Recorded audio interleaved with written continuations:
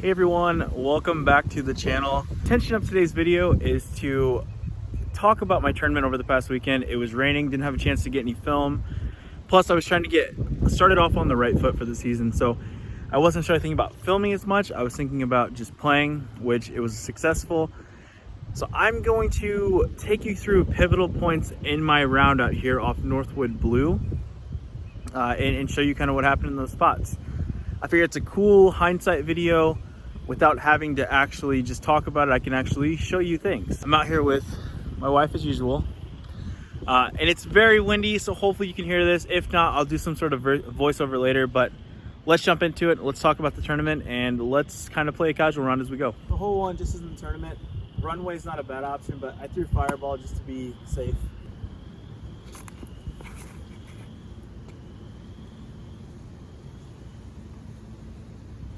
So I tried reenacting my shot here in circle 2. It's about what I had in the tournament. I was maybe about right here. I pretty much caged that putt, which ironically I just did in my practice little round here too. And I took a par to start.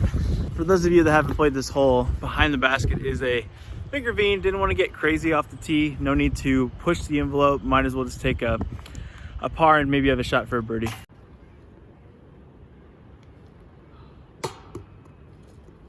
All right, so at that point in time in the tournament, it was actually raining pretty heavily, and I missed that 30, 31, 32 footer from the creek. All right, so we ended up birdieing hole 3, parring hole 4. Now we're here on the tee on hole number 5. This shot everyone remembers really well. So threw my matrix off the tee as usual. I'll show you where I landed in a second.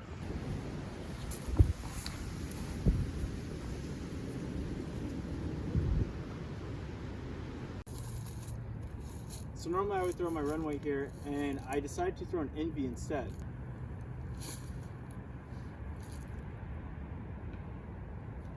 So yeah, everything was the same as that shot, except for the fact it went in the basket. And I threw in for it too. I don't even remember the last time I've actually thrown a shot in, so that was pretty sick. And sitting at 1 down for the round, I feel like that's where it kind of jump-started me into the next chapter of progression through the round. So as I stepped up to hole 6, we actually played from the long tee because the short tee is dangerous when it's wet out. I go between 2 discs, a Trace and a Tesla in my head. Rain was coming down hard, so I wanted to do something faster. This hole sits at 370, so I pulled out my nice Tour Series Trace here and put it right under the basket. Can maybe hit a long putt. It's at least 35 feet. Oh, so close. But yeah, so I walked up to this, had my drive right here. So we were able to secure second birdie in a row. This wind is absolutely terrible. Reach for my trusty matrix. It will become a very common factor as we go on with this video, but through the matrix here, I'm gonna attempt to throw it for you guys, but it's straight headwind. It's probably not gonna work, but we'll see. This hole's 325, by the way.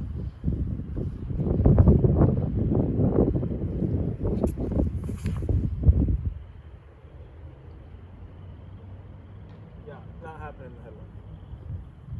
Let's start with what I think will work as a reactor right now.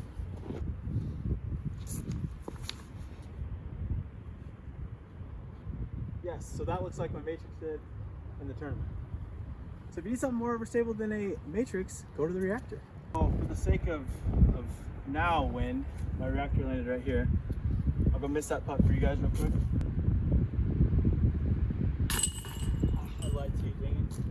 Alright, so for the tournament though, the shot ended up right here. And you absolutely love those when it's raining. You don't want to putt far, so this is the key. That pulled in my turkey. So a turkey mid-rain with throwing involved was super sick for the tournament to keep me pushing forward. At that point, I think I had a 1-stroke lead overall. After that turkey, we went to hole number 8. I smashed a drive. I was probably 5 1/4, 530 down the fairway. I put the upshot in the circle as you should want to do. 38 footer, straight, slight left basket, chain, out, terrible putt. So I parred that hole. I parred the short hole, number number 9, and then I par number 10, which was a good par. I had to scramble, hit a nice 30-foot putt to kind of regain after that. So that's 2 circle 1 putts already missed in the round, but we are sitting at 4 down. So 4 down, sitting on 11 C-pad. From the short, it's just a putter shot. So you're thinking must get, right? So I buckled down. I was bottom of the box. The 2 people that were 1 stroke behind me got birdies in the last hole, so I was pushed. We were either sitting tied or about 1 stroke apart still at that point, so the pressure's on to get a birdie here. All right, so what I do on this hole, I grab a flippy anode, play it off a hyzer. If it flips to the basket, good. If it stays out, it's a 20-footer.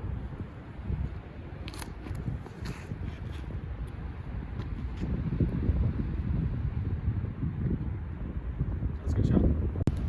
All right, so here I am. I actually have CTP on this hole as it came down. Both the closest people to me, both parred. So I had this putt for about 22 feet to get a 3-stroke lead on Nate, a 2-stroke on Zach. Thank God it wasn't this windy. And my putt didn't look that good in the tournament. I scraped it over the top, but got it. All right, now here we are on the infamous hole 15. OB all along the sides, creek by it, all that good stuff. However, in this tournament, they called no OB. We couldn't determine if the water was the only thing safe or if the pegs were out of bounds and so on. So I played it as I normally would through my flippy matrix, the orange one. I said I would throw it a bunch. Leading up to this point, I parred 14, which is the hole right there, the downhill one that Conrad spit out on. And the hole previous to that with the OB ravine to the left, I birdied. At that point in time, I gained a couple on Nate. I was up by 4 on him. I was still up 2 on Zach. He actually birdied 13 as well, and we both parred 14. All right, so as I walked up onto the green, my disc was right there. Behind this random pile of stuff here. And then the person in second place had this putt right here. So I got to putt second in the situation. He's looking at this, water behind it, a little obstruction, random pile of stuff there. He goes off the cage, leaving me with this little putt right here to secure a 3-stroke lead.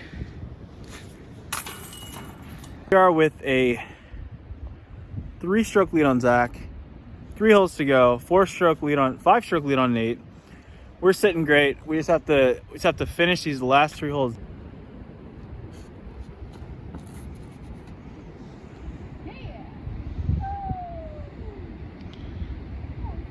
Right in the fairway. So normally on this hole I'd get super hyper aggressive, right? I was like, throw something flippy so you don't hit the woods, you know, whatever. And I threw it into the dang hill.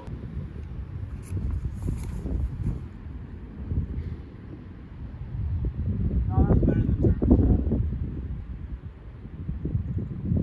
That's like pin high, and that would have been great.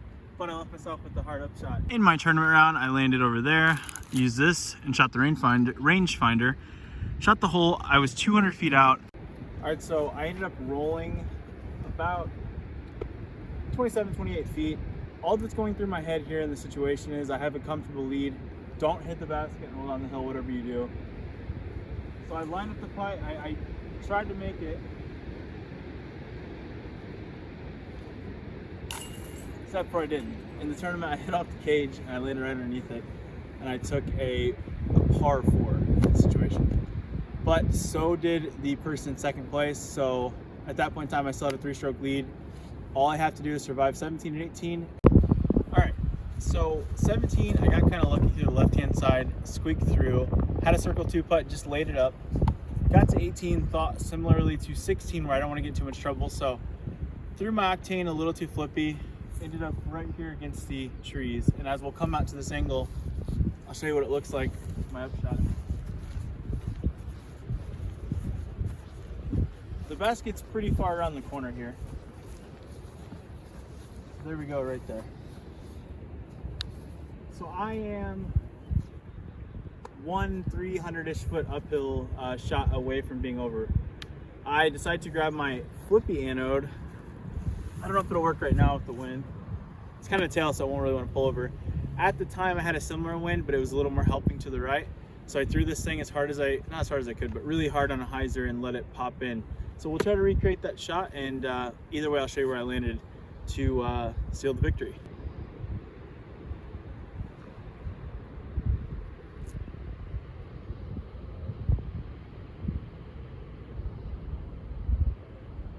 Last play around here.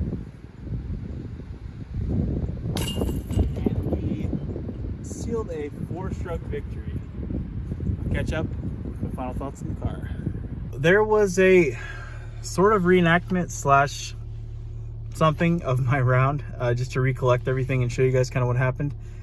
So the most interesting stat of the whole day, I'll pop my scorecards up right now as usual. Boom. I didn't make a single putt outside of probably 28 feet. No circle 2 putts. I just threw the disc really well. I had that one throw in from like 120 feet or so. But other than that, I was just pretty much just throwing the disc the way I intended to. And come to think of it, I think I had 3 or 4 good looks from circle 2, and I caged all of them. One, maybe I hit the pole or so. It was one of those where I felt kind of wrong jumping even though I was allowed to. Either way, it felt so good to get the year started off. I can't wait to hone in my circle 1 putting. Those, like that 1040 could have been a 1070, and the 1002 could have easily been a 1030. So I could have averaged around 1050 instead of 1025 if I figured my putting out a little bit more. And I did not forget about the winner of the video. I will insert that part in now. As I'm filming this, and I'm sure it'll go up, we're giving away, I think, 6 additional discs. We're at like 530, so thank you guys so much. Here is the winner of all the prizes. All right, everyone, here we are for the anticipated 500 sub giveaway. So we have 90 comments here. Mine is the 90th one. It doesn't count. So I sorted them by newest to oldest, as I typically would. And we're just going to jump into it. We have 7 discs to give away. And we have 1 bag. Sorry, I'm going to grab a pen so I can write down exactly what numbers win here. All right. As per usual, let's go ahead and refresh this a couple times.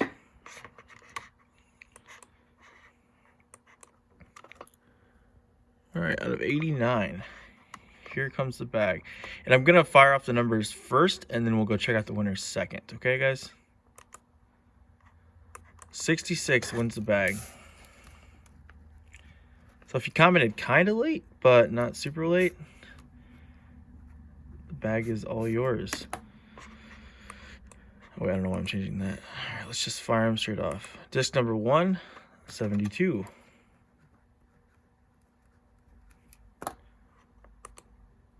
Disc number 2, 57.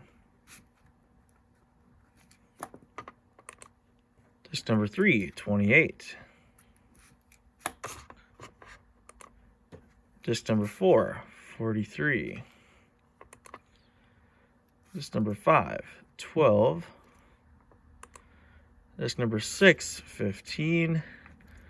And last but not least, disc number 7 is 69. I'm sure I got those right. 1, 2, 3, 4, 5, 6, 7. Perfect. I have quadruple checked to see if these are all right here. I've hearted everyone's comment who won something as we go down to the bottom here eventually. All right. So the first winner I have of a disc is Larry Smith. And we have Tank Fiora. And then we have, what's the next number? Should be like 20 something. We have Benny Stoneman, who also won a disc. We have Chad Solberg, who won a disc as well. That was number 43. Okay, perfect. Let's see here. Tyler Patton was number 57. He won a disc as well. The bag winner is Jared. Is it Bear or Bear? I'm not sure exactly how you say that, but either way, you won a bag, Jared. Congratulations on that. Jerome Pond won a disc as well. And then AJ McCourt is the last disc winner. Let me flip this camera around and talk to you guys for a second.